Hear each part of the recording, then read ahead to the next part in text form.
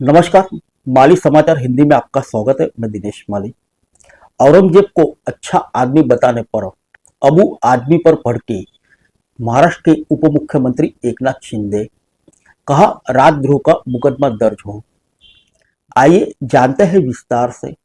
महाराष्ट्र के उप मुख्यमंत्री एकनाथ शिंदे ने समाजवादी पार्टी यानी सपा के नेता और विधायक अबू आजमी के औरंगजेब के बारे में दिए गए बयान पर कड़ी प्रतिक्रिया दी है। शिंदे ने कहा कि अबू आजमी का बयान गलत है और इसकी निंदा की जानी चाहिए।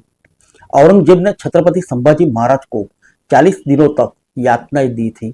ऐसे व्यक्ति को अच्छा कहना सबसे बड़ा पाप है और इसलिए आदमी को माफी मांगनी चाहिए। हमारे मुख्यमंत्री ने इस मामले को गंभीरता से लिया है और उन पर राजद्रोह का मामला दर्ज किया जाना चाहिए। आइए जानते हैं अबू आजमी के बारे में। आजमी ने मुंबई में मीडिया से बात करते हुए कहा था कि सारा इतिहास गलत दिखाया जा रहा है। औरंगजेब ने कई मंदिर बनवाए। औरंगजेब क्रूर नहीं था।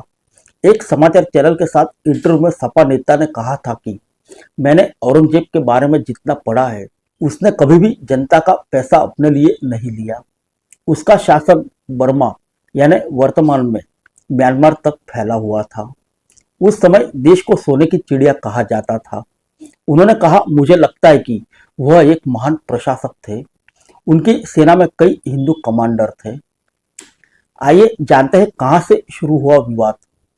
यह ताजा विवाद मराठा साम्राज्य के संस्थापक छत्रपति शिवाजी महाराज के सबसे बड़े बेटे छत्रपति संभाजी महाराज पर केंद्रित एक बॉलीवुड फिल्म छावा से पैदा हुआ। इस फिल्म का निर्देशन लक्ष्मण उतेकर ने किया। इसमें संभाजी महाराज के जीवन के बारे में, राज्याभिषेक और मुगल साम्राज्य, खासकर औरंगजेब के खिलाफ संघर्ष दिखाया गया है।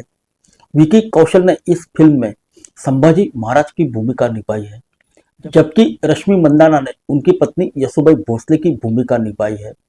फिल्म में अक्षय खन्ना ने औरंगजेब की भूमिका निभाई है। बता दें, अबू आजमी ने पहली बार औरंगजेब का समर्थन नहीं किया है, बल्कि पहले भी वह उनके प्रशंसा करते रहे हैं। साल 2023 में उन्होंने ऐसा बयान दिया था जिसके बाद उन्हें जान से मारने की धमकी मिली थी। उस समय मुंबई में कोलाबा थाने में शिकायत दर्ज कराई गई थी। आइए जानते हैं इस बयान के बारे में अबू आजमी का क्या कहना है। वहीं अपने बयान को लेकर विवादों में घिरने के बाद आजमी ने कहा, उस समय सत्ता और संपत्ति के लिए संघर्ष करते थे, लेकिन यह संघर्ष धार्मिक नहीं था। औरंगजेब ने 52 साल तक शासन किया। अगर वह वाकई हिंदुओं को मुसलमान बना रहा था तो कल्पना कीजिए कि कितने हिंदुओं ने धर्म परिवर्तन किया होता। अगर औरंगजेब ने मंदिरें तोड़े थे तो उसने मस्जिदें भी तोड़ी थी। अगर वह हिंदुओं के खिलाफ होता तो 34% हिंदू उनके साथ नहीं होते और उनके सलाहकार हिंदू नहीं होते। इसे हिंदू मुस्लिम कोण यानी हिंदू मुस्लिम एंगल देने की कोई जरूरत नहीं है। यह देश संविधान से चलेगा और मैंने हिंदू भाइयों के खिलाफ एक भी शब्द नहीं कहा। वहीं शिवसेना सांसद नरेश मास्के ने वागले एस्टेट थाने पहुंचकर औरंगजेब के समर्थन में बयान देने को लेकर आजमी के खिलाफ मामला दर्ज करने की मांग की। मास्के ने कहा कि अबू आजमी के खिलाफ राजद्रोह का मामला दर्ज किया जाना चाहिए। उन्हें भारत में रहने का कोई अधिकार नहीं है। औरंगजेब ने हजारों हिंदू मंदिरों को नष्ट किया है, महिलाओं को यातना दी है, छत्रपति संभाजी महाराज को क्रूरता के साथ प्रताड़ित किया था। वह देश विरोधी था। उसने हमारे देश को लूटा।